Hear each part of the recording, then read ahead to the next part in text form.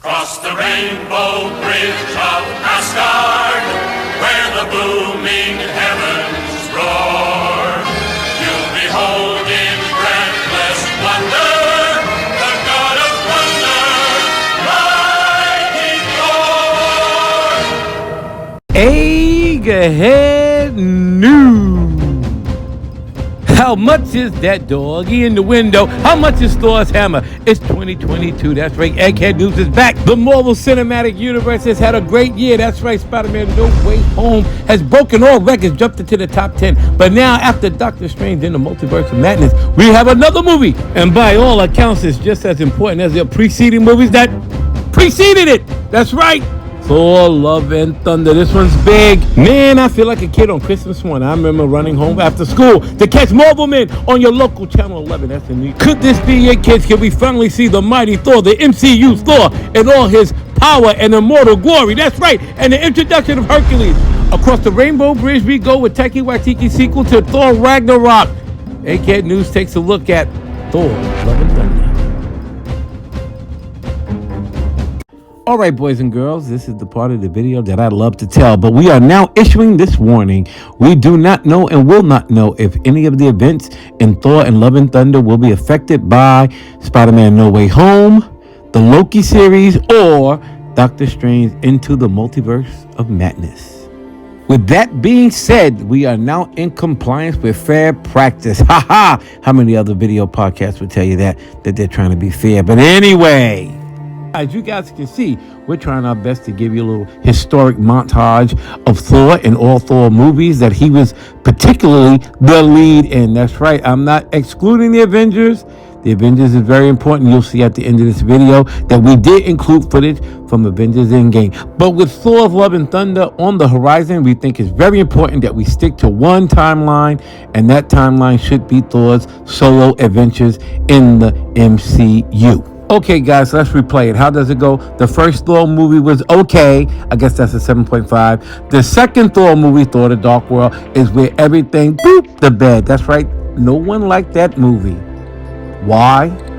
Well, guys, I told you I love doing this part of the video. That's right. That's right. I get to, throw those lines in. They make you look at the screen twice. It's called cinematic effect. That's what we like doing here at Egghead News. But anyway, enough talking about the technical stuff we do at Egghead News. Let's get back to Thor. Thor, one of the most powerful members of the Marvel Cinematic Universe. But yet and still, at this point in time, we didn't think we'd get the full-blown Thor. They were comparing him to the guy across the street. He wears the red cape. He's got the red shorts. But our guy seemed to fell short. He wasn't on the same level, and that wasn't right. That wasn't fair. But it looked like the Russo brothers changed that. And after the events of Avengers Endgame, we got a brand new Thor, we got a brand new history, we got a brand new future. All right, guys, you know what we do here at Egghead News. We do it by the book and by the numbers. Thor, Love and Thunder, or Into Jane Foster. I love that. Reminds me of the old Rocky Bullwinkle show, with the double titles. That was awesome, right? We were first introduced to this movie back in 2019 at the last Comic-Con. That's right, this new film adapts elements from writer Jason Aaron's run on the Mighty Thor comic book when Jane Foster takes over the mantle and powers of Thor. And if you did not know, I'm going to tell you, Thor Love and Thunder is being directed by Taika Waititi based on the Marvel Comics character and produced obviously by Marvel Studios. This is a sequel to Thor Ragnarok, which appeared back in 2017. Thor Love and Thunder will be starring Chris Thor Hemsworth himself. Tessa Thompson is returning as Valkyrie, Natalie Portman as the beloved Jane Foster, Christian Bale as Gorr the God Butcher. And of course, the returning members of the Guardians of the Galaxy.